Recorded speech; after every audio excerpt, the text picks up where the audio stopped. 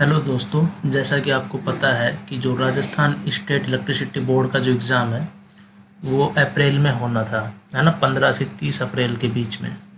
लेकिन due to EWS reservation और जो कोरोना है इसके कारण ये मे बी जून या जुलाई तक चला जाएगा, है ना। तो यहाँ पर देखो हम क्या कर रहे हैं कि जैसे आपने मे बी सारे सब्जेक्ट पढ़ ही लिए होंगे, कोई एक दो सब्जेक्ट बचे होंगे लास्ट के जो कम इम्पोर्टेंट है, लाइक जैसे ईएमएफटी हुआ, है ना, माइक्रो प्रोसेसर हुआ। इस टाइप के सब्जेक्ट बचे होंगे, बाकी ऑलमोस्ट आपने कंप्लीट कर लिया होगा। क्योंकि अगर आप सीरियस हैं तो डेफिनेटली आपने कर ही लिया होगा। जैसे machine power system, network, measurement जैसे सब्जेक्ट आपने पहले ही कर लिए होंगे।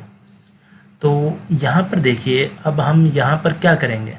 देखो, जैसे मशीन सब्जेक्ट है ना, उसको अगर आपने पढ़ लिया है तो उसके बाद भी ये क्या प्रैक्टिस मांगता है। जो मशीन सब्जेक्ट है ना, इसमें आपको प्रैक्टिस करनी पड़ती है, अदरवाइज़ क्या भूल जाते हो। लेकिन नेटवर्क है, नेटवर्क में क्या है कि अगर आपने एक बार सर्किट सोल्व करना सीख लिया तो काफ़ी लंबे समय तक हमें याद रहता है। तो हम क्या करेंगे, देखो, जैसे नेटवर्क सब्जेक्ट है उसका जो वेटेज है आरएसीबी में वो लगभग 30 मार्क्स के अराउंड है, 28 या फिर 30 मान लो, जिसमें मैग्नेटिक सर्किट भी इंक्लूड है। और इसके बाद जो सेकंड नंबर पर जो वेटेज आता है वो है मशीन, जिसका वेटेज लगभग 22 टू 25 तक रहता है। तो इसलिए हमने जनरली लिख दिया मार्क्स 20+, मतलब 20 से ज़्यादा तो ये आएगा ही आएगा। और यहाँ पर देखो, हमारे पास 5 टॉपिक होते हैं मशीन में। पहला ट्रांसफॉर्मर, फिर सेकंड जैसे हमने लिखा है इंडक्शन मशीन, क्योंकि देखो इंडक्शन मशीन का जो प्रिंसिपल है वो लगभग लगभग ट्रांसफॉर्मर के सिमिलर ही है। तो सेकंड नंबर पर हम क्या करेंगे, इंडक्शन मशीन।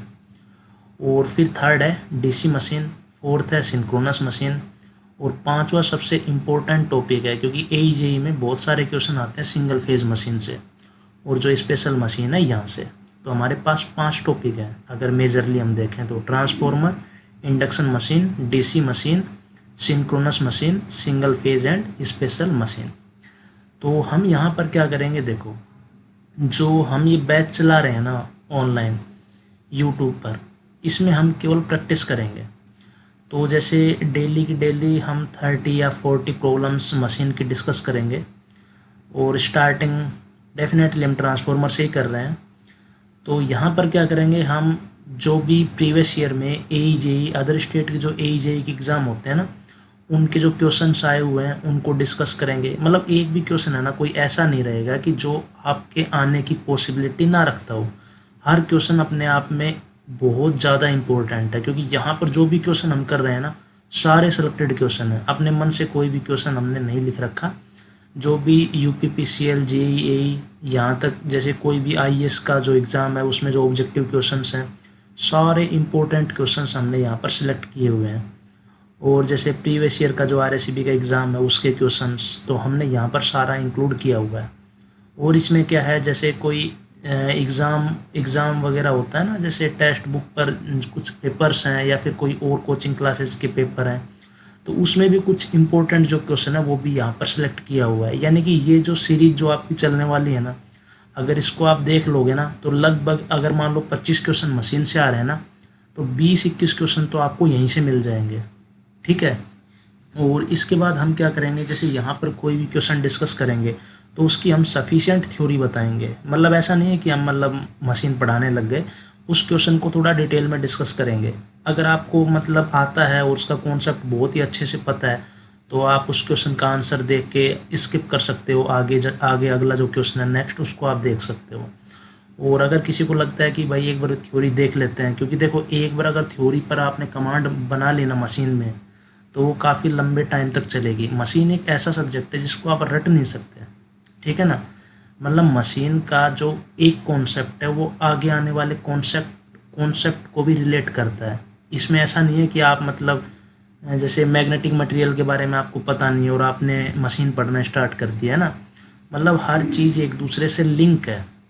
तो हम यहाँ पर क्या करेंगे, देखो हम मान के चल रहे हैं कि आपने थ्योरी पढ़ ली है, लेकिन फिर भी हम मतलब इन डिटेल डिस्कस करेंगे सॉल्यूशंस को। ऐसा नहीं है कि मतलब एईजेई का एग्ज़ाम है तो हम डायरेक्ट आंसर बताए और निकल दिए आगे। उससे क्या होगा कि आप याद कर लेंगे, लेकिन 5, 10, 15 दिनों के बाद आप भूल जाएंगे। लेकिन अगर हमने इसकी स्टोरी आपको बताई कि ये ऐसा क्यों होता है, तो डेफिनेटली वो एग्ज़ाम तक आपके साथ रहेगा वो, ठीक है। और इससे हो सकता है कि और भी जो कुछ नए टाइप के जो क्वेश्चंस हैं इसकी थ्योरी के अकॉर्डिंग आप उनको सोल्व कर पाएँ। तो ठीक है, हम स्टार्ट कर रहे हैं। और देखिए आप मतलब अगर आपको लगता है ना कि ये क्वेश्चन इम्पोर्टेंट नहीं है, तो एक काम कीजिए, आप बस ये एक वीडियो देख लीजिए। अगर इसमें आपको जो क्वेश्चंस हैं वो अच्छे लगते हैं, सिलेक्टिव क्वेश्चन हैं, तो आप आगे आने वाले जो लेक्चर्स हैं उनको फॉलो कर सकते हैं, क्योंकि यहाँ पर हर क्वेश्चन बहुत इंपॉर्टेंट है। समझ लो कि जैसे 25 क्वेश्चन है ना, 21 या 22 क्वेश्चंस तो यहीं से आने वाले हैं, ठीक है। क्योंकि ये प्रीवियस ईयर के AEJE के जो क्वेश्चन है ना, सारे मोस्टली वही है 95%। और आपको पता है कि AEJE का जो एग्ज़ाम होता है ना, उसमें क्वेश्चंस रिपीट होते हैं, यहाँ पर कोई नए क्वेश्चन फ्रेम नहीं होते। तो जैसे आप देख लीजिए एक बार ये जो पहला लेक्चर है ना, तो आपको पता लग जाएगा कि ये क्वेश्चन वाकई बहुत इंपॉर्टेंट है। और दूसरी बात ये कि एग्ज़ाम टाइम तक आपको जैसे मशीन है ना, इसको प्रैक्टिस भी करना चाहिए ताकि ये याद रहे। अदरवाइज़ क्या है कि थ्योरी है ना आप भूल जाओगे, मतलब मिक्स कर दोगे थ्योरी को, कि कोई कॉन्सेप्ट्स है ना इसमें तो वो मिक्स हो जाएंगे, तो उनके रिवीजन के लिए भी चाहिए। तो आप ऐसा कर लो ना कि मतलब या तो आप ईयरफोन कान में लगा लो और बस मतलब सुनते रहो क्या बता रहे हैं, तो आंसर मतलब एक तरीके से रिकॉल हो जाएगा मशीन। और अदरवाइज़ क्या करो कि अगर मतलब ऐसा कर लो कि फास्ट मोड पर कर लेना इसको, अगर कुछ इजी लगे कोई चीज़ तो वहाँ से आप जल्दी आगे निकल जाओ, है ना। टाइम वेस्ट करने की कोई ज़रूरत नहीं है अगर कोई क्वेश्चन सिंपल आ गया तो, जो आपको आता है। तो चलिए ठीक है, फिर आज के लेक्चर को स्टार्ट करते हैं। और यहाँ पर हमारे पास फर्स्ट क्वेश्चन क्या है, if A saw cut is made in the iron core of a single phase transformer as shown in the given figure with secondary terminals open, it will result in। तो यहाँ पर देखिए, यहाँ पर क्या core available नहीं है, यहाँ से कोर के पार्ट को कट कर दिया, तो सिंपल सी बात है, ये क्या है, एयर गैप। ये हमारे पास क्या आ गया, एयर गैप। तो जैसे मान लो पहले मतलब ये कंप्लीट कोर थी, तो उस टाइम पर जो फ्लक्स है उसकी वैल्यू क्या थी, मान लो 5, ठीक है। और 5 क्या होता है बताओ भाई, फ्लक्स होता है MMF अपॉन रिलक्टेंस। तो अब यहाँ पर कुछ चीज़ें आपको समझनी है कि जो ट्रांसफॉर्मर है वो एक कांस्टेंट फ्लक्स डिवाइस है।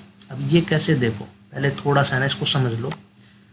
जैसे हम इंड्यूस्ड EMF लिखते हैं, E बराबर वो क्या लिखते हैं, 4.44 F फाई की मैक्सिमम वैल्यू और N। तो यहाँ पर जो फ्लक्स है ना, यहाँ पर जो फ्लक्स है इसकी वैल्यू क्या आएगी, E बाई 4.44 FN।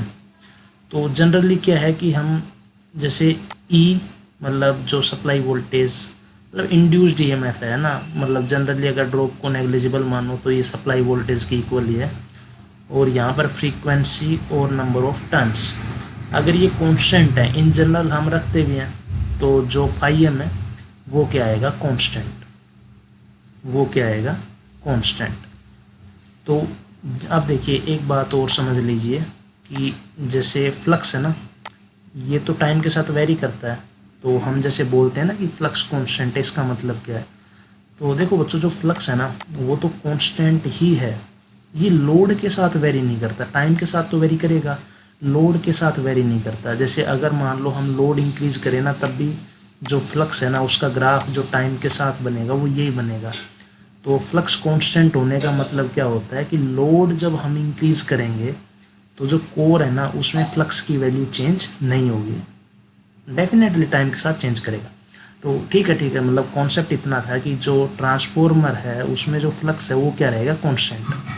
तो अब देखिए, अब जो यहाँ पर जो पहले फ्लक्स बन रहा था जब कंप्लीट कोर थी उस टाइम पर फाई क्या था, मतलब उस टाइम फ्लक्स की वैल्यू हमने मान रखी है, देखो यहाँ पर फाई, तो अभी भी क्या रहेगा, फाई रहेगा। तो फाई बराबर MMF क्या होता है, number of turns into magnetizing current I mu, क्योंकि MMF तो मैग्नेटाइजिंग करंट से बनता है, अपॉन रिलक्टेंस। तो देखिए ये फ्लक्स तो सेम है जो पहले था यहाँ पर, ठीक है। लेकिन उस टाइम पर रिलक्टेंस की वैल्यू बहुत कम थी। उस टाइम पर रिलक्टेंस की वैल्यू बहुत ही ज़्यादा कम थी। अब हमने क्या किया, रिलक्टेंस की वैल्यू बहुत ज़्यादा क्या हो गई, इंक्रीज, क्योंकि एयर गैप आ गया। तो एयर गैप का रिलक्टेंस तो बहुत ज़्यादा होता है, तो रिलक्टेंस की वैल्यू इंक्रीज हो गई। लेकिन हमें फ्लक्स की वैल्यू अभी भी पहले जितनी ही चाहिए। तो देखो, पहले तो रिलक्टेंस की वैल्यू बहुत कम थी और अब रिलक्टेंस की वैल्यू बहुत ज़्यादा हो गई, और अभी भी हमें फ्लक्स क्या चाहिए, सेम, क्योंकि सेम ही होना चाहिए। अभी ऊपर एक्सप्लेन किया ना, कांस्टेंट फ्लक्स डिवाइस है। तो नंबर ऑफ टर्न्स तो एक बार ट्रांसफॉर्मर बना दिया तो कांस्टेंट है। इसका मतलब अब जो मैग्नेटाइजिंग करंट है ना, इसकी वैल्यू काफ़ी हाई होगी। अरे तभी तो ये फाई आ सकता है, वही वैल्यू, क्योंकि हमने जो डिनोमिनेटर है ना, जिसको हिंदी में हर बोलते हैं, हमने इसको बहुत ज़्यादा इंक्रीज कर दिया और वैल्यू हमें फ्लक्स की सेम चाहिए। इसका मतलब हमें करंट की वैल्यू बहुत ज़्यादा इंक्रीज करनी पड़ेगी। तो इसका मतलब जो प्राइमरी है, यहाँ से जो करंट है वो बहुत ज़्यादा इंक्रीज हो जाएगी। ठीक है, और ओबियसली नो लोड की बात कर रहे हैं क्योंकि ये ओपन है। तो यहाँ पर जो आंसर होगा वो क्या होगा, देख लो यहाँ पर, no voltage across secondary terminal due to discontinuity in magnetic circuit. अरे नहीं, वोल्टेज तो आएगा ना, इसके अक्रॉस वोल्टेज तो आएगा, क्योंकि फ्लक्स में अभी भी कोई चेंज नहीं हुआ है, तो वोल्टेज तो उतना ही आएगा जितना पहले था। Excessive large current drawn by primary, ये बिल्कुल सही है। ठीक है, तो आई होप आगे की ऑप्शन आप खुद से चेक कर लेना, कोई दिक्कत नहीं आएगी। बाकी इसका जो कॉन्सेप्ट वो समझ में आ गया होगा कि जो नो लोड करंट है आई नोट, उसमें दो कंपोनेंट होते हैं। एक तो आई डब्ल्यू, जिसको मतलब वाटफुल बोलते हैं ना, जो एडी करंट लॉस और हिस्टेरिसिस के लिए होता है, प्लस आई म्यू जो फ्लक्स बनाता है। तो यहाँ पर जो आई म्यू है ना, इसकी वैल्यू काफ़ी इंक्रीज़ हो गई। तो जो प्राइमरी करंट है, नो लोड करंट, इसकी वैल्यू बहुत ज़्यादा इंक्रीज़ हो जाएगी, बहुत ज़्यादा इंक्रीज़ होगी।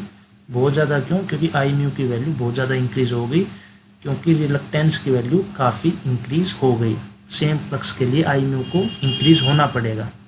तो इस क्वेश्चन को डिटेल में इसलिए बताया है क्योंकि काफ़ी बच्चों के माइंड में कॉन्सेप्ट क्लियर नहीं होता कि जैसे बीच में से है ना कोर को कट कर दिया तो उनको लगता है कि फ्लक्स तो पास होगा ही नहीं। फ्लक्स तो बच्चों एयर गैप से भी पास होता है। तो इसलिए इस क्वेश्चन को थोड़ा डिटेल में बताया, क्योंकि ये नया क्वेश्चन हो सकता है काफ़ी स्टूडेंट्स के लिए, इसलिए। चलिए नेक्स्ट क्वेश्चन डिस्कस करते हैं। If the secondary winding of the ideal transformer of this circuit shown in the given figure has 40 turns. ठीक है, गिवन है यहाँ पर देखो 40 टर्न्स है। Okay, then the for maximum power transfer to the 2 ohm resistor, इसको हमें maximum power transfer करनी है, मैक्सिमम पावर ट्रांसफ़र। ठीक है, the number of turns required in the primary winding will be, तो इसमें नंबर ऑफ टर्न्स मान लो N1। तो देखो, अगर हम इसको प्राइमरी साइड रेफ़र करें तो सर्किट हमारे पास क्या बनेगा, देखो Vs, और यहाँ पर क्या है हमारे पास 8 ओम, और इसको इधर रेफ़र करेंगे तो इम्पीडेंस को कैसे रेफ़र करते हैं, प्राइमरी साइड कर रहे हैं तो प्राइमरी के number of turns upon secondary के नंबर ऑफ टर्न्स का स्क्वायर इनटू इम्पीडेंस। अगर मान लो सेकेंडरी साइड रेफ़र करते तो N2/N1 का होल स्क्वायर इनटू जो प्राइमरी में इम्पीडेंस होती है उसको ऐसे रेफ़र कर लेते हैं। तो देखो यहाँ पर अब इसको है ना, अगर थोड़ा सा ध्यान से देखोगे तो हमें इसको लोड को मैक्सिमम पावर ट्रांसफ़र करनी है। ठीक है, मैक्सिमम पावर ट्रांसफ़र करनी है। तो इसको ध्यान से देखो, ये तो हमारा VTH हो गया, ये हमारा RTH हो गया, और ये RL हो गया। तो मैक्सिमम पावर ट्रांसफ़र के लिए जो RL है इसकी वैल्यू RTH के इक्वल होनी चाहिए। तो N/40 का whole square into 2 equals to क्या होना चाहिए बताओ, 8। तो यहाँ पर क्या आएगा 4, और स्क्वायर रूट ले लो, N1/40 इक्वल्स टू 2। तो N1 की वैल्यू कितनी आ गई, 2 इंटू 40, मतलब 80 टन्स होंगे प्राइमरी में। तो इसका आंसर क्या होगा, सिंपली C। तो काफ़ी सिंपल क्वेश्चन था ये, तो आप नेटवर्क का मान सकते हो। नेक्स्ट क्वेश्चन है, consider the following statements in a transformer an iron core is use to. Iron core हम क्यों यूज़ करते हैं, ये आयरन कोर होती है ना ऐसे, फिर यहाँ पर हम वाइंडिंग लगाते हैं, तो ये आयरन कोर हम क्यों यूज़ कर रहे हैं, फिर यहाँ पर हम क्या लगाते हैं, वाइंडिंग, और ये हमारी सेकेंडरी वाइंडिंग है। तो देखिए जैसे हम यहाँ पर सोर्स लगाएंगे तो यहाँ पर एमएमएफ बनेगा वाइंडिंग में, और इससे फिर जो कोर है इसमें फ्लक्स एस्टैब्लिश हो जाएगा, है ना। ये तो आपको पता है ना कि फ्लक्स फ्लो नहीं करता है बच्चों, एस्टैब्लिश हो जाता है, डोमेन्स हैं वो अलाइन हो जाते हैं। तो अब देखिए यहाँ पर देखो, जैसे ये जो फ्लक्स है ना प्राइमरी का, ये सेकेंडरी से लिंक करना चाहिए, क्योंकि जब फ्लक्स लिंकेज होगा तभी जो सेकेंडरी है ना इसमें वोल्टेज इंड्यूस होगा। तो ये जो फ्लक्स लिंक कर रहा है ना, मान लो जैसे ये फ्लक्स की लाइन है, ये यहाँ पर ऐसे लिंक कर रही है इससे, तो ये जो फ्लक्स है इसको हम क्या बोल लेंगे, यूजफुल फ्लक्स। मतलब कुल मिला के बात है ना, आप ये याद रखो कि जो फ्लक्स प्राइमरी और सेकेंडरी दोनों वाइंडिंग से लिंक करे वो हमारा क्या होता है, यूजफुल फ्लक्स। क्योंकि देखो पहले एक कॉन्सेप्ट समझ लो, लीकेज फ्लक्स क्या है, लीकेज फ्लक्स, जैसे मान लो मैं ऐसे कोर बनाऊं ट्रांसफॉर्मर की, और यहाँ पर मान लो वाइंडिंग है, ठीक है, और एक वाइंडिंग यहाँ पर है आपके पास। तो जैसे ये फ्लक्स है, मान लो ये ऐसे यहाँ पर फ्लो हुआ, मतलब फ्लो तो होता नहीं ऐसे, मतलब इसने इस तरीके से अपना पाथ कंप्लीट किया, तो ये जो फ्लक्स है ना ये केवल एक ही वाइंडिंग से लिंक कर रहा है, तो इसको हम क्या बोल लेंगे, लीकेज फ्लक्स। जो फ्लक्स दोनों वाइंडिंग से लिंक करे उसको हम क्या बोलते हैं, उसको बोलते हैं यूजफुल फ्लक्स। तो डेफिनेटली हम क्या है कि जो फ्लक्स है ना उसको रिलक्टेंस जो ऑफर होती है वो मिनिमम होनी चाहिए, तो वो उसी पाथ से फ्लो होगा। तो अगर हमने आयरन कोर यूज़ की है तो इसकी परमेबिलिटी काफ़ी हाई होगी, मीन्स रिलक्टेंस काफ़ी कम होगा, तो ये इसको फॉलो करेगा, और इसको फॉलो करेगा तो यहाँ पर इसको लिंक भी करेगा, तो लिंक तो होना भी चाहिए। तो इसका मतलब जो यूजफुल फ्लक्स है ना उसको हम क्या कर रहे हैं, इंक्रीज़ कर रहे हैं। तो ये बात तो सही है। रिड्यूस द लीकेज फ्लक्स, बिल्कुल लीकेज फ्लक्स रिड्यूस ही तो होगा।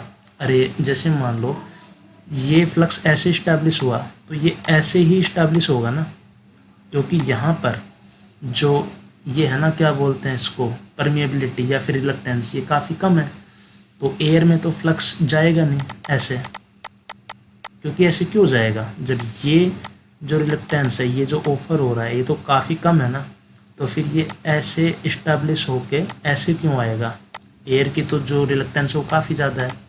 तो जो लीकेज फ्लक्स है ना इसकी वैल्यू बहुत कम होती है, ये जो लीकेज फ्लक्स है ना इसकी वैल्यू बहुत कम होती है, क्योंकि यहाँ पर जो परमिएबिलिटी है, रिलक्टेंस बहुत कम है, परमिएबिलिटी काफ़ी ज़्यादा है। तो सिंपल सी बात है, यहाँ पर जो लीकेज फ्लक्स है ना उसकी वैल्यू क्या हो जाएगी, रिड्यूस। बिल्कुल सही है, reduce the useful flux. Useful flux को थोड़े ना रिड्यूस करेंगे, तो 1 और 2 हमारा सही हो जाएगा, तो B option is correct. Next question देखते हैं, यहाँ पर क्या है, in the given figure represents a transformer, the given figure represents a transformer with two windings 1 and 2 wound on the core as shown. By applying a voltage V1 across winding 1, a voltage V2 induced across winding 2. In an idealized condition V2 would lag V1 by. तो यहाँ पर जो voltage V2 है ये और जो V1 है इसमें कितना फेज डिफरेंस होगा ये हमें बताना है। तो देखिए हम यहाँ पर नो लोड का फेजर डायग्राम बना लेते हैं। देखो फेजर डायग्राम तो कोई भी बना लो, उससे क्या ही फ़र्क पड़ेगा, पर हमें तो केवल V1 V2 का फेजर जो इसमें लैग लीड है ना कितने डिग्री का है बस यही देखना है। तो देखो बच्चों, फ्लक्स को हम क्या मानते हैं, रेफरेंस। तो यहाँ पर देखो जैसे फ्लक्स है ना वो क्या होता है, एमएमएफ अपॉन रिलक्टेंस। तो ये क्या होगा, N into magnetizing current I mu upon reluctance. तो ये तो कांस्टेंट है, तो रिलक्टेंस आई म्यू और फाई ये सेम ही फेज में होंगे, तो इसी डायरेक्शन में हम क्या दिखाएंगे, आई म्यू। देखो काफ़ी डिटेल में हम नहीं जा रहे, बहुत ही ज़्यादा डिटेल में। यहाँ पर एक्चुअली में हम फाई और आई है ना, इसमें मतलब सैचुरेशन नहीं मान रहे, उस टाइम पर ये ग्राफ बनता है। लेकिन ये सब चीज़ें ना अभी आप मत देखो, जब हार्मोनिक्स वाले क्वेश्चन आएंगे ना तब उसमें हम इन चीज़ों को डिटेल में डिस्कस करेंगे, ठीक है। अभी फ़िलहाल है ना ये जो रिलेशन है ना, आप इसी से मतलब समझने की कोशिश कर लो कि हाँ ठीक है, जो फाई और जो आई म्यू है ना ये सेम फेज में होंगे बस, ठीक है। अब इसके लिए हमने क्या कंडीशन ले रखी है वो इतना सोचने की ज़रूरत नहीं है, आगे बताएंगे हार्मोनिक्स वाले क्वेश्चंस में। तो यहाँ पर देखिए इतना ग्राफ तो सबने बनाया ही होगा, और आपको पता है कि जो जिस फ्लक्स से मतलब जो इंड्यूस ईएमएफ होता है वो फ्लक्स से π/2 लैग करता है। तो देखो E1 E2 फाई से लैग करेंगे 90 डिग्री। तो यहाँ पर है ना E2 को हमने बड़ा दिखा दिया क्योंकि N2 मान लो ज़्यादा है, ठीक है। ये तो मतलब किसी को भी बड़ा छोटा दिखा सकते हो, कोई मैटर नहीं करता, डजेंट मैटर, ठीक है। और अब देखो एक होती है बच्चों फील्ड थ्योरी। तो देखो फील्ड थ्योरी के अकॉर्डिंग क्या होता है कि जैसे मतलब यहाँ पर जो इंड्यूस ईएमएफ आएगा ना E1, वो V1 जो फ्लक्स बना रहा है ना, मान लो ऐसे फ्लक्स बना रहा है तो इसको अपोज करेगा, मतलब इसके फ्लक्स को अपोज करेगा, मतलब ये इस तरीके से फ्लक्स बनाएगा E1। तो फील्ड थ्योरी के अकॉर्डिंग मतलब हम इसको लिखते हैं V1 = -E1। लेकिन अगर आप इसमें है ना KVL लगाओगे तो वो हो गई आपकी सर्किट थ्योरी। इसके अकॉर्डिंग है ना V1 किसके इक्वल आएगा, E1 के। तो ये तो हम केवल फेजर बनाने के लिए यूज़ करते हैं, ओनली फॉर फेजर। और ये हम कोई भी कैलकुलेशन करेंगे ना तो इसमें हम V1 = E1 यूज़ करेंगे। तो फेजर के लिए आप हमेशा याद रखो कि जो V1 है ना इसको हम -E1 बनाते हैं, इसको है ना याद कर लो, ज़्यादा दिमाग लगाने की ज़रूरत नहीं है इसमें। तो यहाँ पर E1 है ना, तो यहाँ पर हम क्या बनाएंगे, देखो नागराज कोठारी है ना वो तो मतलब ये लेके चलता है सर्किट थ्योरी वाला, लेकिन जो बहुत सारे एग्ज़ाम वगैरह जो भी कुछ होता है ना वो हमेशा यही लेके चलते हैं फील्ड थ्योरी वाला। तो आप फील्ड थ्योरी को ही ध्यान में रखो, इसकी है ना डिटेल में जाने की कोई ज़रूरत नहीं है।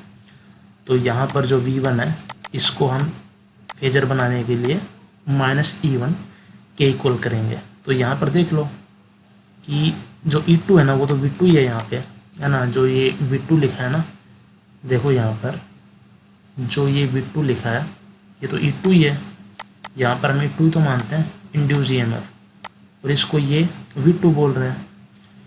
तो V2 और V1 के बीच में अब लीड बोल लो लैग बोल लो एक ही बात है, क्योंकि 180 डिग्री है ना। तो आंसर क्या आ जाएगा, C। तो आई होप ये जो कॉन्सेप्ट है क्लियर हो गया होगा। और वैसे ये क्वेश्चन तो आपको आता भी होगा, ऐसा कोई ज़्यादा है ना टफ क्वेश्चन नहीं था।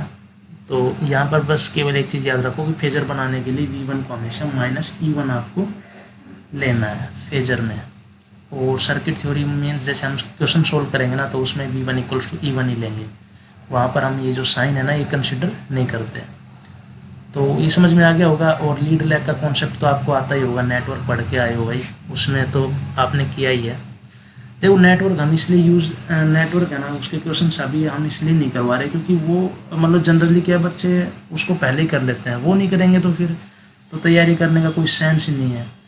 तो अगर मान लो आप कहोगे तो हम नेटवर्क की सीरीज भी स्टार्ट कर देंगे, लेकिन जैसे मैं चाह रहा था कि सबसे पहले ना आपको मशीन और पावर सिस्टम है ना इसको पैरेलल में स्टार्ट कर दें, क्योंकि दो ही सब्जेक्ट है ना जो परेशान करते हैं बच्चों को। क्योंकि पावर इलेक्ट्रॉनिक्स का वेटेज तो इतना ज़्यादा रहता नहीं है, 8 मार्क्स तक का ही रहता है शायद, क्योंकि उसमें है ना जो पहला चैप्टर होता है ना सेमीकंडक्टर जो डिवाइसेस वगैरह पढ़ते हैं ना अपन, बस वही सब मतलब वहाँ पे पूछा जाता है। और बाकी तो हाफ वेव रेक्टिफायर और जो सिंगल फेज है ना बस वहीं पे थायरिस्टर वाले जो सर्किट है ना बस उतना ही पूछते हैं, क्योंकि फिर है ना कैलकुलेशन उसमें टफ हो जाती है। तो 1 मिनट के टाइम में वो क्वेश्चन सोल्व नहीं हो पाते हैं, तो वो क्वेश्चन आते भी नहीं है। तो वो इजी है, उसको तो है ना बाद में भी कभी 2 दिन के अंदर भी पूरा कर सकते हैं। लेकिन जैसे पावर सिस्टम है ना बहुत बड़ा सब्जेक्ट है, मशीन क्या है बहुत बड़ा सब्जेक्ट है, इसको है ना आप चाहो तो आप 2 दिन 3 दिन 5 दिन में नहीं कर सकते, इसके लिए आपको टाइम देना ही पड़ेगा। जल्दी करोगे तो वैसे समझ में नहीं आएगी, तो इसलिए है ना, मतलब आप क्या है कि अच्छा मतलब हमें रेस्पॉन्ड करो, तो हम जल्दी है ना, जैसे आज शायद 29 क्वेश्चन ले रखे हैं मैंने, जहाँ तक मेरे को याद है। आगे है ना लगभग 40 या 45 क्वेश्चन पर डे सोल्व करेंगे मशीन के, ताकि जल्दी से जल्दी मशीन ख़त्म हो। और फिर है ना मतलब मशीन के पैरेलल में ही है ना, मतलब 20-20, 25-25 क्वेश्चन है ना पावर सिस्टम के भी स्टार्ट कर देंगे। आप मतलब क्या है कि बस सिर्फ है ना वीडियो को मतलब शेयर करो, ताकि जैसे व्यूज़ वगैरह ज़्यादा आते हैं ना, तो हमें भी मोटिवेशन मिलता है कि हाँ हमारा कंटेंट है ना वो मतलब लोगों को फ़ायदा पहुंचा रहा है। अब 2-4 व्यूज़ अगर आते हैं तो उसके लिए हमें भी देखो बहुत मेहनत करनी पड़ती है, मतलब इतना कंटेंट, ऐसे क्वेश्चन ढूंढने के लिए, फिर एक्सप्लेनेशन भी आपको अच्छे से किया जा रहा है। आप सिर्फ है ना बस एक काम करो कि वीडियो को शेयर करते रहो। बाकी है ना आपका मतलब जो पावर सिस्टम और मशीन है ना, उसका हर एक क्वेश्चन, हर एक कॉन्सेप्ट है ना हम इतना अच्छे से करवा देंगे कि एक बार सिर्फ वीडियो को देख लो, क्वेश्चन को देखते ही है ना आपको कॉन्सेप्ट याद आ जाएगा कि भाई इसमें क्या कॉन्सेप्ट लगेगा। तो I hope you are getting my point. तो चलिए नेक्स्ट क्वेश्चन डिस्कस करते हैं। The main purpose of the conservator in a transformer is to. तो देखिए बच्चों, कंजर्वेटर और ब्रीदर क्या चीज़ होती हैं। देखो यहाँ पर मान लो एक ट्रांसफॉर्मर है ना, यहाँ पर क्या अपना ट्रांसफॉर्मर, फिर यहाँ पर एक वेंट पाइप के थ्रू यहाँ पर होता है आपका कंजर्वेटर। अब क्या होता है अभी समझाएंगे। ये है ना आप, ये जो फिगर है ये आपके दिमाग में छप जाना चाहिए, कंजर्वेटर। तो देखो कंजर्वेटर में क्या होता है कि यहाँ पर ऑयल फील्ड रहता है, यहाँ पर क्या है ऑयल इतने में, और ऊपर क्या होती है एयर, यहाँ पर क्या है ऑयल। अब मान लो ट्रांसफॉर्मर में, अब यहाँ पर है ना एक चीज़ और याद रखो कि यहाँ पर फिर एक और चीज़ होती है जिसको हम बोलते हैं ब्रीदर, ठीक है। तो यहाँ पर क्या होता है देखो, जो ट्रांसफॉर्मर है ना इसमें जब लोड इंक्रीज़ होता है, ट्रांसफॉर्मर में लोड इंक्रीज़ होता है, तो जो ऑयल है ना, ऑयल ये हीट अप हो जाता है और क्या करता है एक्सपेंड। अब जो एक्सपेंड करेगा तो ये ऊपर की तरफ जाएगा, ठीक है। तो जो एयर है ना वो यहाँ पर ब्रीदर के थ्रू बाहर आ जाएगी। तो यहाँ पर जो कंजर्वेटर है उसमें क्या है कि ऑयल है, और ऊपर क्या है मतलब जो खाली जगह है वहाँ पर एयर है। तो जैसे ऑयल जब एक्सपेंड होता है तो उसको मतलब स्पेस प्रोवाइड करता है। तो ट्रांसफॉर्मर में जैसे लोड इंक्रीज होगा तो मतलब हीटिंग इफेक्ट आएगा, जिससे ऑयल एक्सपेंड होगा, और ऑयल जो एक्सपेंड होगा उसको मतलब जो स्पेस प्रोवाइड कर रहा है वो कौन कर रहा है, कंजर्वेटर। बस इतना सा कॉन्सेप्ट है। और ब्रीदर का कॉन्सेप्ट भी हम बहुत अच्छे से डिस्कस करेंगे, एक क्वेश्चन आगे ले रखा है तो वहाँ पर हम देख लेंगे। तो अब इसका जो आंसर है वो पढ़ लो क्या आएगा। Store extra oil to compensate for the loss of, देखो loss of oil due to leakage ऐसा कुछ नहीं है, बस ऑयल तो केवल और केवल जो इंसुलेशन और प्लस जो कूलिंग है ना इसके लिए यूज़ किया जाता है ट्रांसफॉर्मर में, इंसुलेशन प्लस कूलिंग के लिए। Achieve better cooling of the transformer, तो इसमें मतलब कूलिंग का कॉन्सेप्ट कहाँ से आ गया कंजर्वेटर में, वो तो ऑयल वाली बात हो गई ना, कंजर्वेटर की बात पूछा जा रहा है। The main purpose of the conservator take up the expansion, ठीक है, of the oil due to heating, ये बिल्कुल सही बात है ना। ऑयल के एक्सपेंशन को टेक कर रहा है ना ये, take up the expansion of oil due to heating. Heating का मतलब क्या हो गया, लोड जब इंक्रीज हो रहा है तो ऑयल क्या हो रहा है, हीटअप हो रहा है, जिससे एक्सपेंड हो रहा है। और बुकोल्ज रिले क्या है बच्चों, यहाँ पे कंजर्वेटर में नहीं होती है, ठीक है, इसको डिटेल में डिस्कस करेंगे, ये भी आएगा इसका भी क्वेश्चन, ठीक है। तो आई थिंक कॉन्सेप्ट क्लियर हो गया होगा। कंजर्वेटर कुछ नहीं है, इसमें ऑयल रहता है, ऊपर एयर होती है, जैसे लोड इंक्रीज होता है ऑयल एक्सपेंड होता है जिसको स्पेस प्रोवाइड कर रहा है। तो अब आप लोड इंक्रीज कह दो या फिर ड्यू टू हीटिंग कह दो, बात तो एक ही है ना, लोड बढ़ेगा तो हीटिंग इफेक्ट बढ़ेगा, और हीटिंग इफेक्ट बढ़ेगा तो ऑयल एक्सपेंड करेगा। तो option C is our correct answer. चलिए नेक्स्ट क्वेश्चन देखिए। The eddy current losses in a transformer is reduced to. देखिए बच्चों एक बार है ना इसको एकदम स्टोरी की तरह समझ लीजिए, एक बार समझ लोगे ना लाइफ में कभी एडी करंट से डरोगे नहीं। इस चीज़ पर एक बार विश्वास कर लो, एक बार है ना इसको देख लो कि एडी करंट क्या है और कैसे ट्रांसफॉर्मर में आता है। क्योंकि एडी करंट क्या है इसका फॉर्मूला तो आपको याद होगा, लेकिन क्या है एडी करंट इसके बारे में आई थिंक कम लोगों को आइडिया होगा। तो चलिए देखो कि यहाँ पर हमारे पास इस तरीके से प्राइमरी सेकेंडरी वाइंडिंग है, और यहाँ पर फ्लक्स का सेटअप हो गया है, फ्लक्स एस्टैब्लिश हो गया। ठीक है, अब देखो फ्लक्स ऐसे इस डायरेक्शन में है तो क्या होगा, देखो 3D में अगर विजुलाइज करोगे ना तो ये कोर कुछ इस तरीके से है ना, कोर कुछ इस तरीके से है। तो मैं इसके पार्ट को है ना थोड़ा सा ऐसे बना देता हूँ समझने के लिए, और इस तरीके से फ्लक्स की लाइंस हैं इस डायरेक्शन में, डोमेन अलाइन हो रखे हैं। तो अब देखो बच्चों, यहाँ पर क्या कॉन्सेप्ट है कि जो एडी करंट है ना वो ऐसे जो मतलब कंप्लीट सर्किल है ना इस फॉर्म में फ्लो होती हैं। तो अब इसकी डायरेक्शन क्या होगी, ये देखो देखो ये है ना फ्लक्स को इस तरीके से बनाएगी, इस तरीके से। क्यों? क्योंकि फ्लक्स को अपोज करेगी। ये जो फ्लक्स चेंज हो रहा है ना इसी से करंट कोर में बन रही है, और ये जो फ्लक्स की डायरेक्शन है इसी को अपोज करेगी, क्योंकि फ्लक्स में चेंज होने से ही एडी करंट बन रही है। तो क्या है कि जो आपकी फिंगर है ना उसको अगर इस डायरेक्शन में कर्ल करोगे तो जो थंब है ना इसकी डायरेक्शन आपको फ्लक्स की डायरेक्शन बताएगा। काफ़ी सिंपल है ये तो, है ना, डायरेक्शन तो देखना आता ही होगा आपको। तो जो एडी करंट है इसकी डायरेक्शन हमने दिखा दी, इस तरीके से होगी। तो ये आपकी एडी करंट है, मतलब अगर मैं यहाँ पर 3D में दिखाऊं तो इस तरीके से एडी करंट आएगी इस कोर पे, और डायरेक्शन ऐसे होगी। तो ऐसे करके ना बहुत सारी एडी करंट होंगी। जैसे अगर यहाँ पर भी अगर आप 3D देखोगे, यहाँ पर भी अगर कोर को 3D में देखोगे तो यहाँ पर भी एडी करंट आएगी आपकी, है ना। तो यहाँ पर जो डायरेक्शन होगी वो इस तरीके से होगी, क्योंकि ये फ्लक्स को ऐसे अपोज करेगी। तो ऐसे हर जगह पर एडी करंट बनेंगे, ऐसे perpendicular to direction of flux. तो समझ में आ गया होगा।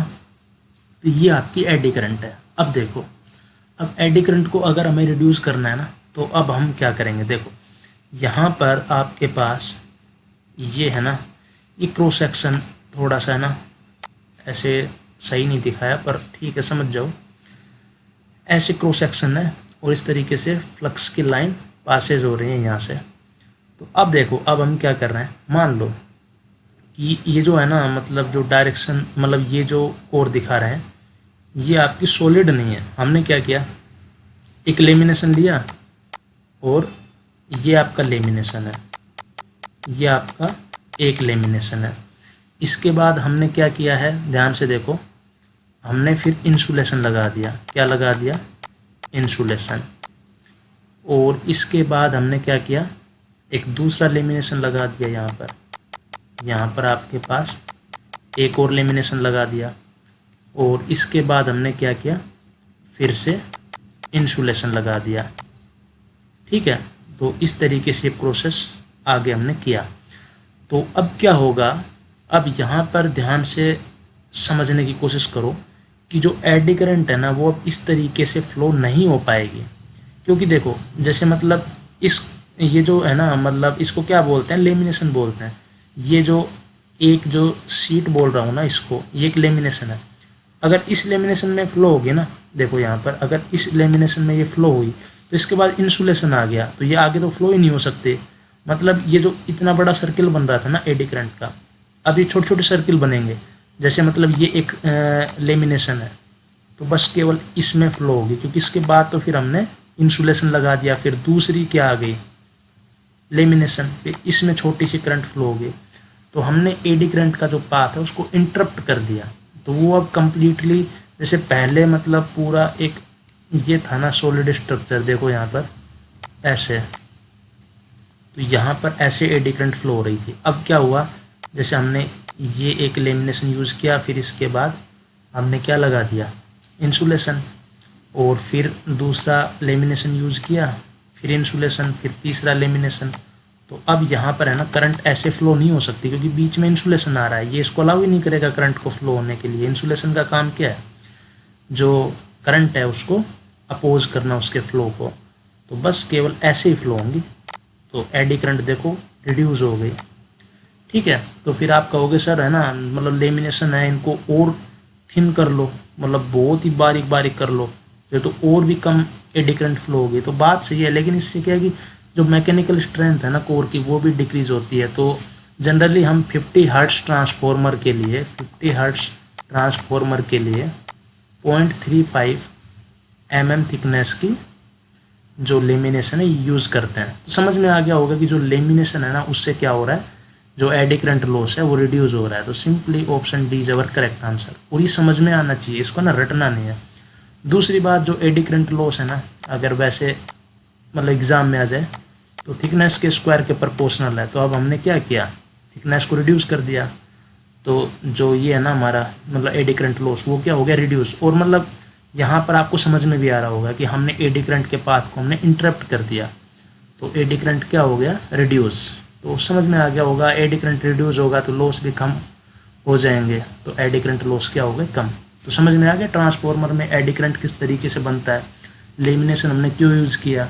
और फिर लेमिनेशन करने के बाद क्या है कि हम मतलब जो सभी लेमिनेशन है ना उनको इंसुलेशन करके रखते हैं, क्योंकि अगर आप उनको सीधा लगाओगे तो फिर इंसुलेशन, फिर आपने लेमिनेशन बनाया ही क्यों, फिर तो वैसे ही मतलब आपस में कांटेक्ट में आ रहे हैं, तो वो जो कंडक्शन वाला पार्ट है वो तो पास पास आ गया। मतलब जो सभी लेमिनेशन है ना उनको हम इंसुलेशन करके रखते हैं, ठीक है।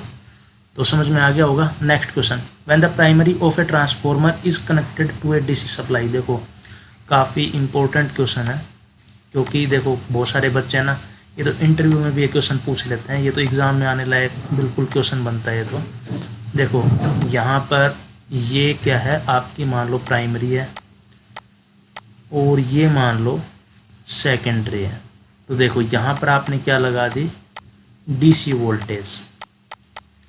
तो देखो डीसी वोल्टेज लगाओगे तो फ्लक्स क्या रहेगा, कांस्टेंट। फ्लक्स क्या रहेगा, कांस्टेंट। तो यहाँ पर कोई भी इंड्यूस्ड ईएमएफ नहीं होगा, नो इंड्यूस्ड ईएमएफ, क्योंकि इंड्यूस्ड ईएमएफ क्या होगा, E2 माइनस N2 d∅dt, और फ्लक्स कांस्टेंट है तो d∅dt क्या हो गया, 0। तो यहाँ पर कोई भी इंड्यूस्ड ईएमएफ नहीं होगा। तो देखो सेकंड में तो जो सेकेंडरी है वहाँ पर तो कोई इंड्यूस्ड ईएमएफ भी नहीं होगा, इसका मतलब कोई करंट भी फ्लो नहीं होगी, कुछ नहीं होगा यहाँ पर। तो सेकेंडरी वाइंडिंग को कुछ नहीं होगा। प्राइमरी वाइंडिंग का देखो एक तो मतलब जो रेजिस्टेंस है वो काफ़ी कम होता है, क्योंकि वाइंडिंग हम किससे बनाते हैं, कॉपर से। और जो इसका इंडक्टेंस है वो तो अगर डीसी लगा दिया तो उसको तो नेगलेक्ट ही कर देंगे, क्योंकि तो शॉर्ट सर्किट की तरह बिहेव करेगा, एल। तो जो करंट फ्लो होगी ना प्राइमरी में वो क्या होगी, अप्लाइड वोल्टेज अपॉन रेजिस्टेंस। तो वाइंडिंग का रेजिस्टेंस तो बच्चों बहुत कम होता है, इसका मतलब प्राइमरी करंट काफ़ी ज़्यादा फ्लो होगी। अगर मान लो वोल्टेज की वैल्यू सफिशिएंट लगा रखी ना तो प्राइमरी करंट, इसकी रेटिंग जो रेटेड करंट है ना इससे बहुत ज़्यादा हो जाएगी, और प्राइमरी जो वाइंडिंग है ना वो बर्न हो सकती है। इसलिए इसका आंसर क्या होगा, डी। सेकेंडरी वाइंडिंग को कुछ नहीं होगा, क्योंकि वहाँ पर तो इंड्यूस ईएमएफ होगा ही नहीं, तो उसको क्या प्रॉब्लम है, वहाँ पर तो करंट फ्लो होगी नहीं। तो प्राइमरी में बर्न आउट, क्योंकि अगर वोल्टेज ज़्यादा लगा दिया ना आपने थोड़ा सा भी, तो जो रेजिस्टेंस है तो बहुत कम है, तो प्राइमरी की करंट इसकी रेटेड से बहुत ज़्यादा फ्लो हो जाएगी और प्राइमरी बर्न हो जाएगी। चलिए नेक्स्ट क्वेश्चन देखते हैं। In the transformer following winding has got more cross sectional area. तो देखो बच्चों मतलब अगर कोई वाइंडिंग है उसका क्रॉस सेक्शन एरिया ज़्यादा हम तभी लेते हैं जब इसमें हाई करंट फ्लो करवानी होती है। तो आपको पता है कि जो ट्रांसफॉर्मर है ना इसमें इनपुट पावर और आउटपुट पावर क्या होती है, इक्वल। तो जैसे मान लो ये हाई वोल्टेज की वाइंडिंग है तो इसमें जो करंट की वैल्यू क्या होगी, कम।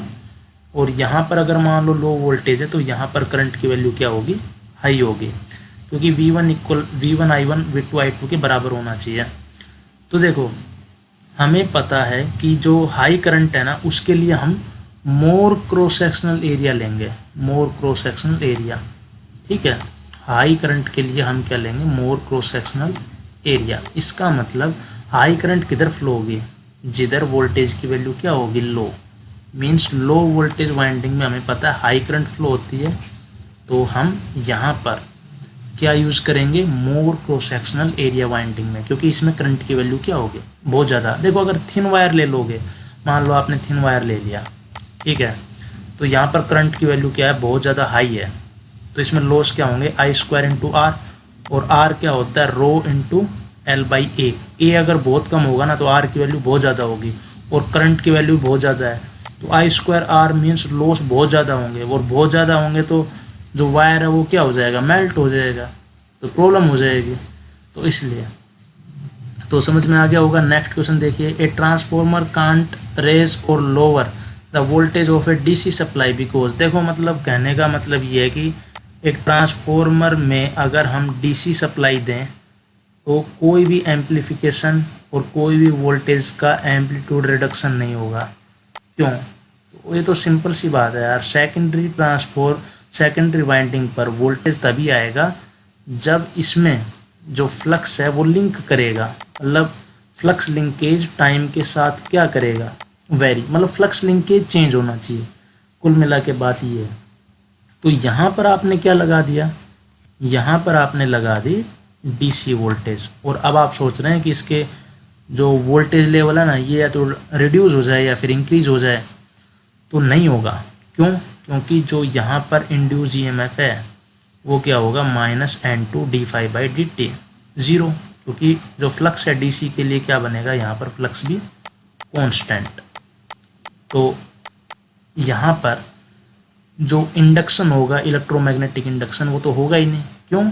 क्योंकि जो यहाँ पर फ्लक्स जो टाइम के साथ है वो चेंज हो ही नहीं रहा, तो ना तो इंक्रीज होगा ना डिक्रीज होगा, आउटपुट में आपको जीरो वोल्टेज मिलेगा। तो सिंपली आपको दिख भी रहा होगा आंसर, अब आपको समझ में आ गया होगा। Faraday's law of electromagnetic induction are not valid since the rate of change of flux is zero. तो आउटपुट वोल्टेज क्या मिलेगी आपको, जीरो। तो ना तो इंक्रीज हुआ ना फिर डिक्रीज हुआ। और यहाँ पर जैसे ऑप्शन ए बोल रहा है there is no need to change the DC voltage, अरे हमें कोई सजेशन थोड़ी चाहिए, हम तो कह रहे हैं कि क्यों चेंज नहीं हो सकता। ये तो ऑप्शन वैसे ही गलत है। A DC circuit has more losses, तो इससे क्या हुआ, हम जो बात कर रहे हैं उसका आंसर चाहिए ना, कि आउटपुट जो वोल्टेज है वो इनपुट से ना तो रिड्यूस हुई ना इंक्रीज हुई, ऐसा क्यों? तो इसका मतलब, इसका रीज़न क्या है कि जब फ्लक्स टाइम के साथ चेंज नहीं हो रहा तो आउटपुट वोल्टेज जीरो मिलेगा, तो इंक्रीज डिक्रीज तो होगा ही नहीं। तो ऑप्शन सी यहाँ पर बिल्कुल सही है। Next question, the chemical used in breather is. देखो बहुत अच्छा क्वेश्चन है, बहुत ही अच्छा क्वेश्चन है, समझ लो एक बार दोबारा से, स्टोरी सुन लो आप तो बस याद हो जाएगा। कंजर्वेटर ब्रीदर कभी दोबारा ज़िंदगी में पढ़ना नहीं पड़ेगा। देखो यहाँ पर वेंट पाइप है, मतलब थोड़ा रफली है ना, बस ऐसे डायग्राम दिमाग में घूमना चाहिए। ये आपका क्या है, कंजर्वेटर है। अब देखो कंजर्वेटर की स्टोरी मैंने बता दी थी, और यहाँ पर मान लो हम यूज़ करते हैं ब्रीदर। अब देखो क्या होता है कि जैसे यहाँ पर लोड इंक्रीज हुआ तो यहाँ पर जो ऑयल है ना वो एक्सपेंड करेगा, तो ऑयल ऊपर जाएगा, तो जो यहाँ पर एयर फिल हो रखी थी ना वो कहाँ पर जाएगी, फिर वो ब्रीदर के थ्रू बाहर चली जाएगी। मतलब इसने ब्रीद आउट किया, मतलब इसने जैसे श्वास है ना उसको छोड़ दिया, ब्रीद आउट करना बोलते हैं इसको ट्रांसफॉर्मर का। और अब जैसे लोड मान लो जब रिड्यूस होगा ना, लोड जब रिड्यूस होगा तो उस टाइम पर जो ये एक्सपेंड हुआ था ना ऑयल, ये वापस नीचे आएगा, तो यहाँ पर फिर से क्या आ जाएगी, एयर। तो जो कंजर्वेटर है ना यहाँ पर वापस से क्या आ जाएगी, एयर। अब बच्चों एयर कहाँ से आएगी, बाहर से आएगी, तो इसको बोलते हैं ब्रीद इन, मतलब ट्रांसफॉर्मर श्वास ले रहा है। इस प्रोसेस को हम क्या बोलते हैं, ब्रीद इन। मतलब ब्रीद इन तो प्रोसेस हो गया कि जब मतलब लोड डिक्रीज हो रहा है या फिर जैसे हीटिंग इफेक्ट बहुत कम हो रहा है, और जब मतलब लोड इंक्रीज होता है ना उस टाइम पर हम क्या बोलते हैं, ब्रीद आउट ट्रांसफॉर्मर का। ये क्वेश्चन भी कभी कभी पूछ लेते हैं। तो यहाँ पर देखो, अब जैसे बाहर से एयर आएगी तो बच्चों बाहर की एयर में क्या है कि नमी होती है, मतलब मॉइस्चर होता है। तो हम क्या यहाँ पर सिलिका जेल यूज करते हैं, क्योंकि अगर मान लो जो मॉइस्चर है ना ये अगर सीधा मान लो अंदर चला गया तो जो ट्रांसफॉर्मर का जो ऑयल है ना इसकी जो डाई इलेक्ट्रिक स्ट्रेंथ है उसको रिड्यूस कर देता है। तो हम चाहते हैं कि जो एयर तो आए लेकिन फ्रेश एयर आए, मतलब उसमें मॉइस्चर ना हो, तो मॉइस्चर को हम हटाना चाहते हैं। और मॉइस्चर को कौन हटाता है, सिलिका जेल, वो मॉइस्चर को एब्जॉर्ब कर लेता है, और फिर यहाँ पर जो एयर आएगी बिल्कुल एकदम ड्राई एयर आएगी, जो डाई इलेक्ट्रिक स्ट्रेंथ को कोई भी नुकसान नहीं पहुँचाएगी। इसका मतलब हम ब्रीदर में क्या यूज़ करेंगे, क्योंकि एयर कहाँ से आ रही है, ब्रीदर से होते हुए, तो ब्रीदर में हम सिलिका जेल यूज़ करते हैं। स्टोरी समझ में आ गई होगी। चलो नेक्स्ट क्वेश्चन देखते हैं।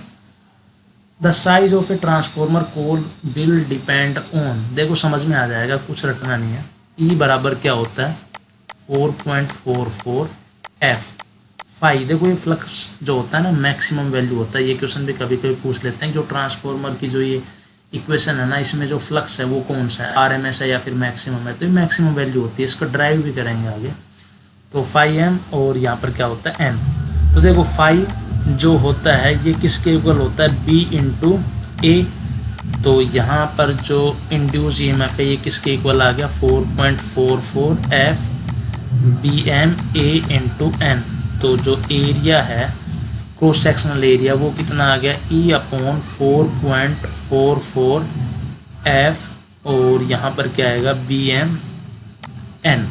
तो देखो अगर मान लो फ्रीक्वेंसी इंक्रीज करते हो, मतलब ऑपरेटिंग जो फ्रीक्वेंसी है सप्लाई की वो अगर हाई रखते हो तो सेम जो मतलब स्पेसिफिकेशन है ना, जैसे मतलब सेम हमें वोल्टेज चाहिए, इंड्यूस जो ईएमएफ है वो सेम चाहिए, तो उसके लिए हमें कम ही एरिया की रिक्वायरमेंट होगी, क्योंकि बाकी सब सारी चीज़ें कांस्टेंट है ना। जैसे मतलब हमें सेम रेटिंग के लिए अगर हम सप्लाई की हाई फ्रीक्वेंसी यूज़ करें तो वहाँ पर जो एरिया है वो हमें कम चाहिएगा। ऐसे ही मान लो जैसे बी एम है, अगर हम उसको रिड्यूस करेंगे मतलब इंक्रीज़ करेंगे तो फिर एरिया कम चाहिए। जैसे सी आर जो स्टील है वो इसलिए यूज़ करते हैं ताकि उसका बी एम हाई रहे। अगर बी एम हाई रहेगा ना तो सेम रेटिंग के लिए सेम जो ई है ना उसके लिए हमें जो क्रॉस सेक्शनल एरिया है ना कोर उसकी वैल्यू कम चाहिए। तो इसके लिए हमारा जो मटेरियल है वो बच जाएगा, जो ट्रांसफॉर्मर का जो साइज़ है वो रिड्यूस हो जाएगा। वो जो नंबर ऑफ टन है वो तो कांस्टेंट ही होते हैं जनरली, तो वो एक बार बना दिया वो तो बना ही दिया, अब क्या करें। तो जो इसका आंसर है वो क्या हो जाएगा, एक तो फ्रीक्वेंसी और एरिया ऑफ द कोर। अरे एरिया से क्या फ़र्क पड़ता है ना, एरिया थोड़ी ना कुछ, मतलब एरिया तो हम यहाँ पर देख रहे हैं। Flux density of the core material बिल्कुल सही है। ये जो बी है ना ये क्या होता है, फ्लक्स डेंसिटी, क्योंकि देखो फ्लक्स पर एरिया यही तो फ्लक्स डेंसिटी होती है। डेंसिटी का मतलब क्या है, तो ये बी एम की बात कर रहा है, तो यहाँ पर दिख रहा है ना बी एम और एफ। तो सिंपली बस ज़्यादा क्या डिस्कस करें, ऑप्शन डी इज और करेक्ट आंसर, ए और सी सही है। नेक्स्ट क्वेश्चन देखिए, what is the secondary power of a transformer having 2:1 voltage ratio. अरे वोल्टेज रेशियो चाहे कुछ भी हो, ट्रांसफॉर्मर है ये पावर को ना तो एम्पलीफाई कर रहा ना एट्यूनेट कर रहा है, इसको कम भी नहीं करता है इंक्रीज भी नहीं करता है। जितनी इनपुट पावर उतनी हमें क्या मिलती है, आउटपुट पावर।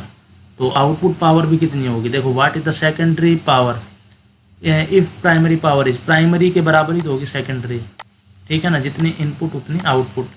तो इसका मतलब आंसर क्या होगा, सी। ये तो क्या ही बताएं है ना, मतलब जैसे V1 I1 equals to V2 I2, जितनी इनपुट पावर उतनी ही क्या होती है, आउटपुट पावर। सिंपल है, कुछ और गड़बड़ मत कर लेना वोल्टेज रेशो देख के, क्योंकि फिर वहाँ पे जो करंट है ना उसकी वैल्यू भी तो रिड्यूस होगी। जहाँ पे वोल्टेज इंक्रीज होगा वहाँ पर करंट रिड्यूस हो जाएगी, तो मल्टीप्लिकेशन तो कॉन्स्टेंट ही रहने वाला है। तो आई होप ये तो काफ़ी सिंपल क्वेश्चन था। विच of the following is true with transformers. तो देखो बच्चों यहाँ पर जो ट्रांसफॉर्मर है ना इसमें कौन कौन सी बातें सही हैं ये हमसे पूछा जा रहा है।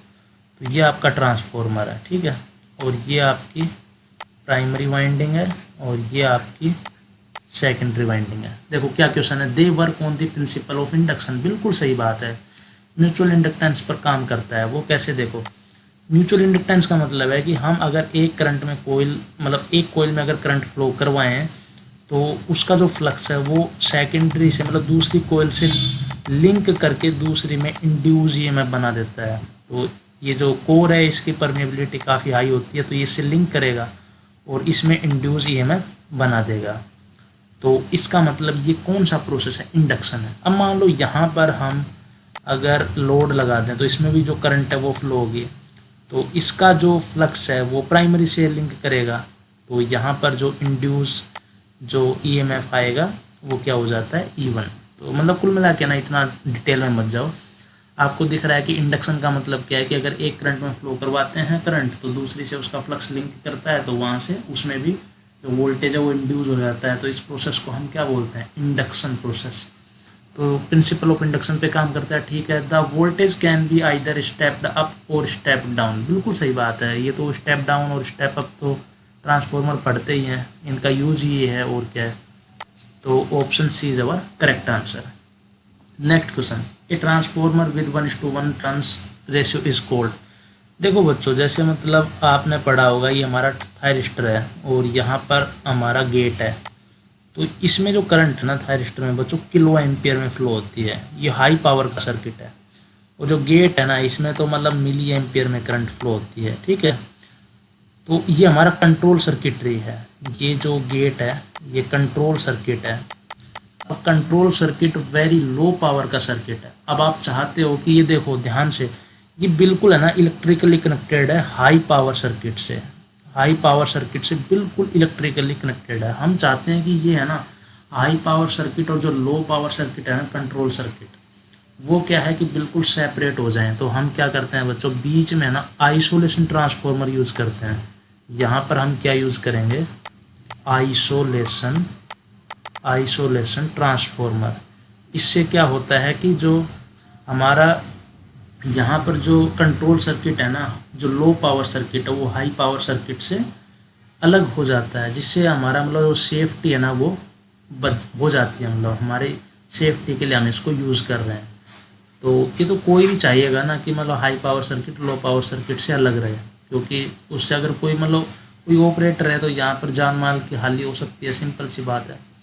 तो यहाँ पर हमें है ना तो वोल्टेज को इंक्रीज़ करना ना डिक्रीज़ करना, हमें केवल लो पावर सर्किट को हाई पावर सर्किट से अलग करना है। इसलिए हमने आइसोलेशन ट्रांसफॉर्मर यूज़ किया है। तो 1:1 ट्रांसफॉर्मर को हम क्या बोलते हैं, isolation transformer. Next question, which of the following statements is true about the windings of a transformer. अब देखो बच्चों, जो ट्रांसफॉर्मर की जो वाइंडिंग है ये मतलब हम मतलब दिखाते इस तरीके से हैं, लेकिन ये मतलब प्राइमरी और सेकेंडरी मतलब जो हाई वोल्टेज लो वोल्टेज है ना दोनों लिंब के ऊपर रहती हैं। आगे आएगा इसकी जो थ्योरी तब उसमें डिस्कस करेंगे। बाकी आपने ऐसा पढ़ा है ना कि मतलब इस तरीके से वाइंडिंग होती हैं, ठीक है। तो क्या मतलब जो प्राइमरी वाइंडिंग है दूसरी वाइंडिंग से डायरेक्टली कनेक्टेड है क्या, कोई वायर के थ्रू? नहीं। तो कंडक्टिवली लिंक्ड है इसका मतलब नहीं, ठीक है।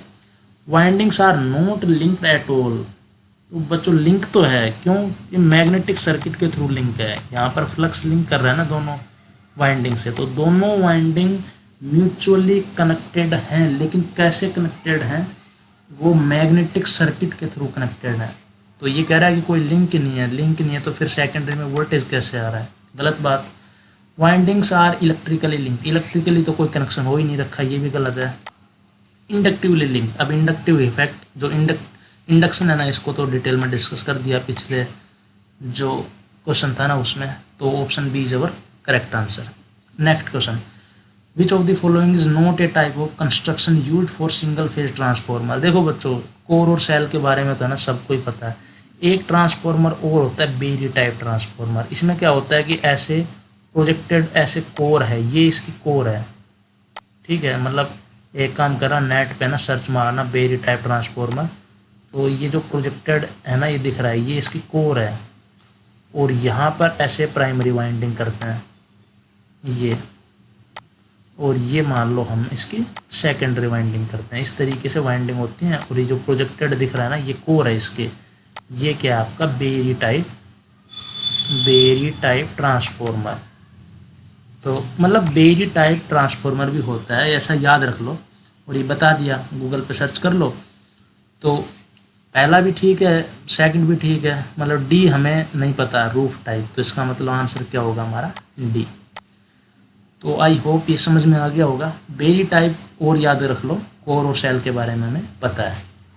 अब देखिए next question, if in a transformer P M denotes the maximum value of flux. ठीक है, ऐसे ऐसे बात कर रहा है। फिर हमें क्या फाइंड करना है, E1 मतलब जो प्राइमरी साइड है इसमें हमें इंड्यूस्ड EMF की वैल्यू फाइंड करनी है। वैसे तो है ना इक्वेशन सबको याद ही होती है, लेकिन फिर भी मैं बता देता हूँ। कोई बच्चा अगर मतलब यहीं से ही मशीन की तैयारी कर रहा है तो उसको थोड़ा बहुत आइडिया लग जाए, क्योंकि बीटेक तो उसने की होगी ना, तो वैसे तो उसको पता ही है, लेकिन बस थोड़ा आइडिया दोबारा से माइंड में आ जाए कि हाँ हमने ऐसा किया था, तो उसके लिए बता रहे हैं। बाकी तो अब ये याद ही नहीं है तो फिर आपने मशीन को पढ़ाई क्या है ना।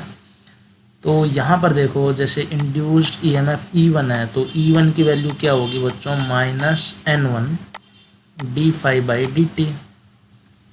फाई क्या होता है, MMF अपॉन रिलक्टेंस, और MMF क्या होता है, N1 into magnetizing current I mu, क्योंकि मैग्नेटाइजिंग करंट ही MMF बनाती है, अपॉन रिलक्टेंस। तो यहाँ पर जो I म्यू है ना ये साइनोसाइडल मानेंगे, क्योंकि जो सोर्स है वो क्या है, साइनोसाइडल। तो Im sin ω t upon reluctance. तो ये है ना, ये देखो फ्लक्स की मैक्सिमम वैल्यू है जब साइन ओमेगा टी 1 हो जाएगा, तो इसको हम बोल सकते हैं मैक्सिमम वैल्यू फाई एम। और यहाँ पर क्या आएगा साइन ओमेगा टी, तो वैल्यू रखोगे तो E1 क्या आएगा बच्चों, -N1 इंटू फाई एम, मैं डिफ्रेंशिएट कर रहा हूँ, ओमेगा कोस ओमेगा टी। तो इसको लिख सकते हो आप। अच्छा एक काम करो है ना, यहाँ पर जो E1 है ना, इसको ऐसे स्मॉल से लिखो, क्योंकि ये टाइम के साथ वेरी कर रहा है। जनरली हम कैपिटल से लिखेंगे जो इसकी RMS वैल्यू है ना इसको। तो E1 की वैल्यू क्या आ गई बच्चों, N1 इंटू फाई एम 2 पाई एफ इंटू, इसको लिख सकते हो sine omega T minus pi by 2। क्योंकि देखो साइन, अब ये तो मैं क्या ही बताऊँ, ये तो सबको ही पता है, sine omega T minus pi by 2, minus common लेंगे तो sine pi by 2 minus omega T, ये कोस ओमेगा टी हो जाएगा। तो माइनस और कोस ओमेगा टी, इसको हमने लिखा है sine omega T minus pi by 2। तो यहाँ पर अगर RMS वैल्यू लिखें तो सिंपल सी बात है, मैक्सिमम वैल्यू को √2 से क्या कर देंगे, डिवाइड। तो क्या आएगा 2 पाई एफ अपॉन √2। इसको सोल्व करोगे तो RMS वैल्यू क्या आएगी, 4.44 एफ फाई एम N1। तो देख लो जो ऑप्शन ए है ये आपका करेक्ट है। और यहाँ पर इसने खुद बताया है कि जो मैक्सिमम वैल्यू ऑफ फ्लक्स है वो PM से रिप्रेजेंट कर रहा है, तो कर सकता है हम फाई एम से कर रहे हैं, बात तो एक ही है। तो ध्यान रखना यहाँ पर मैक्सिमम वैल्यू ऑफ फ्लक्स होती है। Next question, an ideal transformer has. अब बच्चों आइडियल ट्रांसफॉर्मर में तो कोई लॉस होता ही नहीं है, तभी तो उसको आइडियल बोलते हैं। तो सिंपल सी बात है, ऑप्शन डी, कोई दिमाग लगाने की जरूरत नहीं है। Next question, which of the following statements is are true. DC supply can not be use for a transformer, बिल्कुल सही बात है, डिस्कस कर चुके हैं। प्राइमरी वाइंडिंग बर्न आउट हो जाएगी। The transformer works on the principle of mutual inductance, काफी डिटेल में डिस्कस किया पिछले क्वेश्चन में, बिल्कुल सही बात है। तो first second means option B is our correct answer.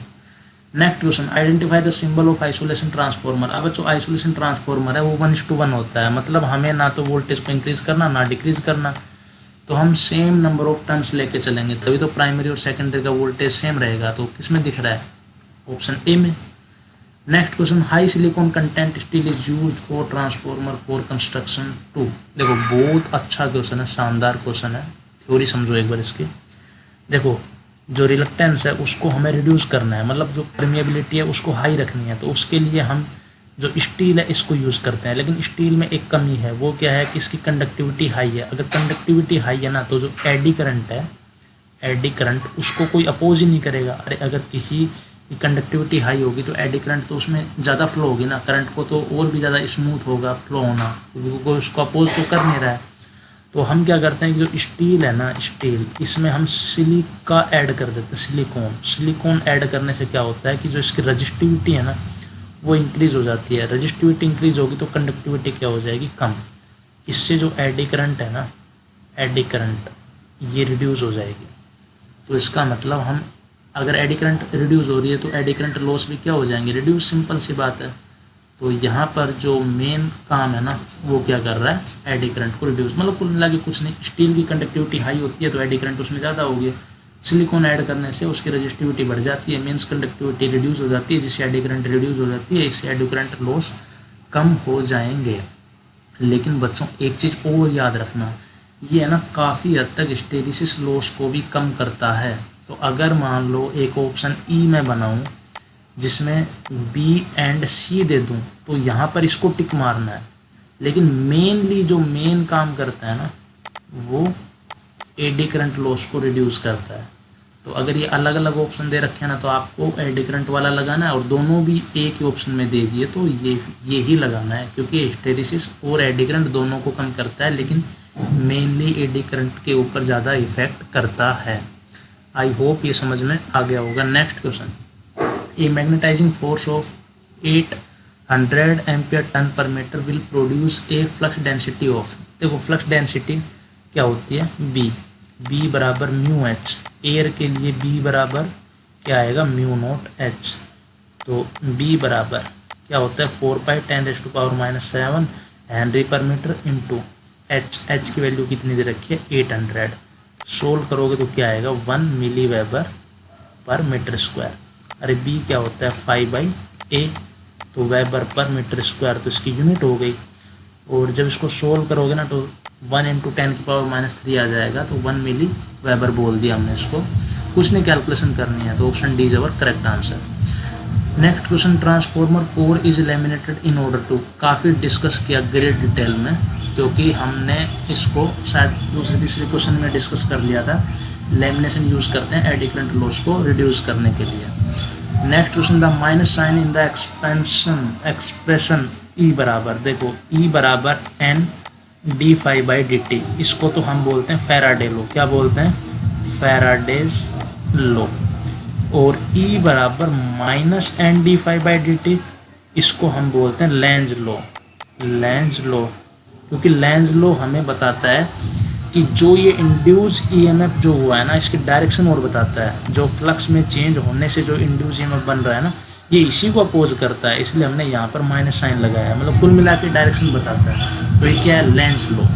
ठीक है बच्चों, अब नेक्स्ट क्वेश्चन डिस्कस करते हैं। Which 2 values are plotted on BH curve. देखो ये काफ़ी अच्छा क्वेश्चन है, क्योंकि BH कर्व में है ना काफ़ी बच्चे थोड़ा सा कंफ्यूज होते हैं।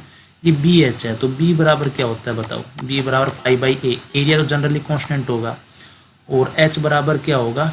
Ni upon reluctance. अब पाथ की रिलक्टेंस तो कोर की फिक्स ही होगी ना, तो यहाँ पर आप क्या यूज़ कर सकते हो? एक तो H यूज़ कर सकते हो, मतलब इस एक्सिस पर, एक Ni भी यूज़ कर सकते हो, क्योंकि I वेरिएबल हो जाएगा, और केवल I भी यूज़ कर सकते हो। तो देखो, एक तो फाई और H का भी बोल सकते हो, जो ये ग्राफ है, फाई और Ni के बीच में भी ग्राफ बोल सकते हो, फाई और I के बीच में भी। इसी तरीके से B और H के बीच में भी ग्राफ बोल सकते हो, B और Ni के बीच में भी, और B और I के बीच में भी। देख लो, तो यहाँ पर आपको सिंपली दिख रहा है option D, flux density B और मैग्नेटाइजिंग फोर्स Ni, इसके बीच में ग्राफ होता है। हाँ, तो कुछ भी बोल सकते हो।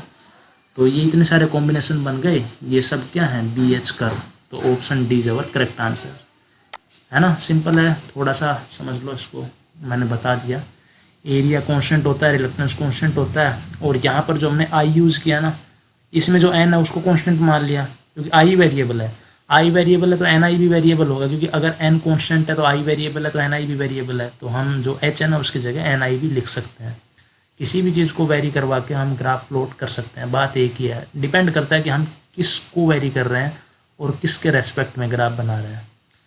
तो ठीक है, next question, which of the following transformers is smallest. देखो, ट्रांसफॉर्मर की जो साइज़ है ना उसके बारे में हमने बताया था। ई बराबर क्या होता है? 4.44 F, फाई की जगह BM × A × N। तो जो साइज़ है वो ध्यान से देखो कि इसके इन्वर्सली प्रोपोर्शनल है। तो देखो यहाँ पर रेटिंग सभी की क्या है? इक्वल। तो केवल और केवल वेरी कर रहे हैं फ्रीक्वेंसी। तो जिसकी फ्रीक्वेंसी ज़्यादा होगी ना, जिसकी फ्रीक्वेंसी ज़्यादा होगी उसका क्रॉस सेक्शनल एरिया हमें क्या चाहिए? कम। क्रॉस सेक्शनल एरिया अगर हमें कम चाहिए तो उसका सिंपल सी बात है, साइज भी क्या होगा? कम। तो option D is our correct answer. यहाँ पर हमें स्मॉलेस्ट पूछा जा रहा है।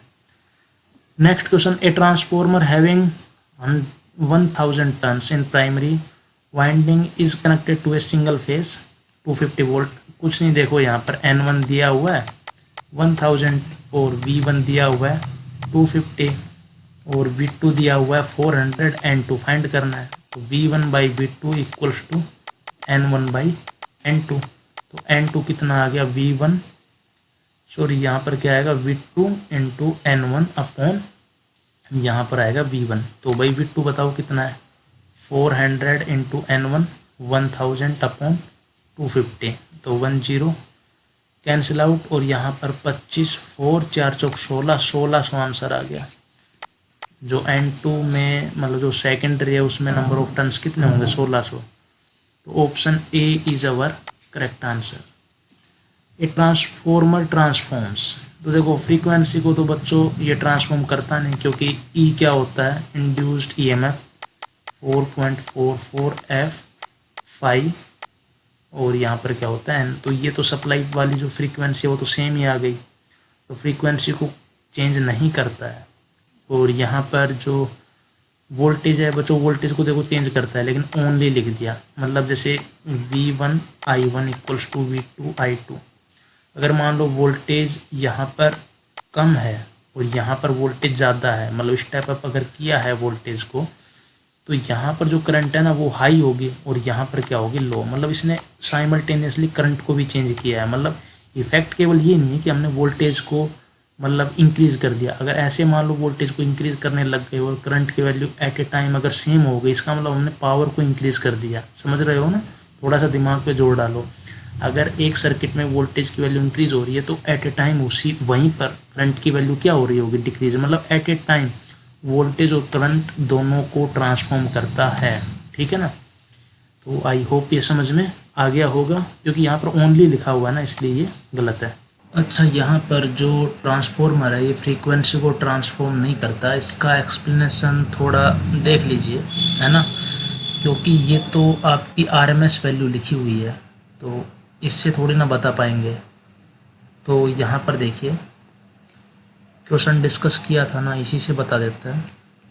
तो यहाँ पर, हाँ यहाँ पर देखिए, जो इंड्यूस्ड ईएमएफ है E1, इसकी वैल्यू क्या आई है, ये। तो यहाँ पर आप क्लियरली देख सकते हैं कि जो फ्रीक्वेंसी है ये क्या है, 2πf। तो यहाँ पर जो फ्रीक्वेंसी f है वो क्या रहेगी, सेम। तो जो ट्रांसफॉर्मर है ना, ये आपकी जो सप्लाई फ्रीक्वेंसी है इसको वेरी नहीं करता है। तो आई होप ये आपको अच्छे से समझ में आ गया होगा।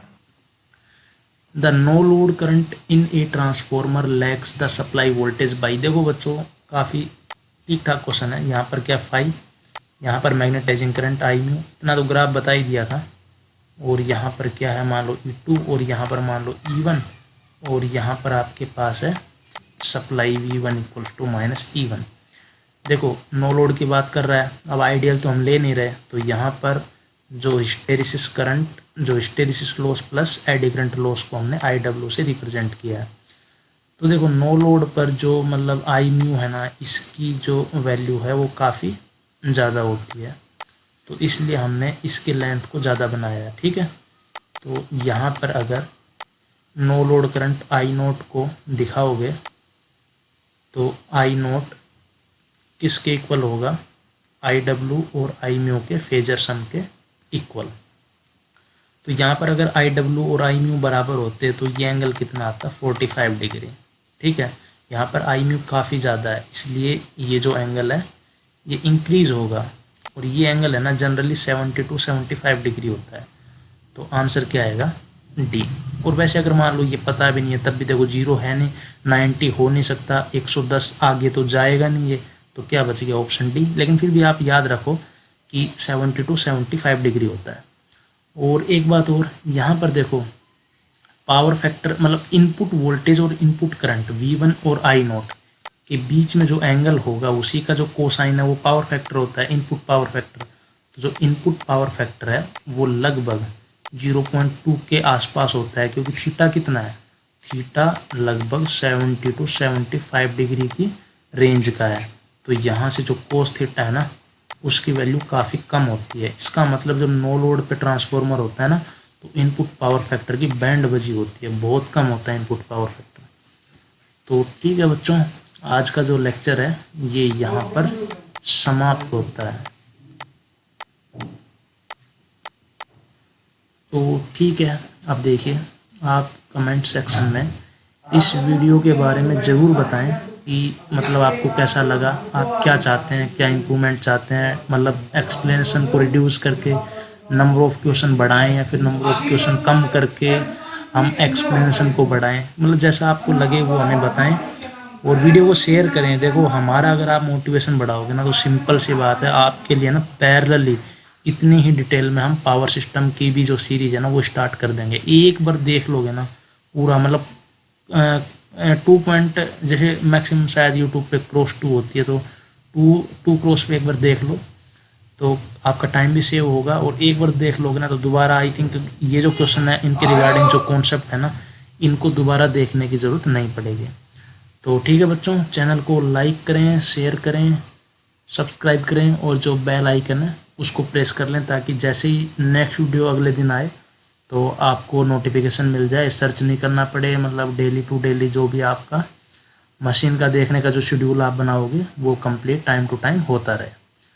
तो ठीक है बच्चों, थैंक यू।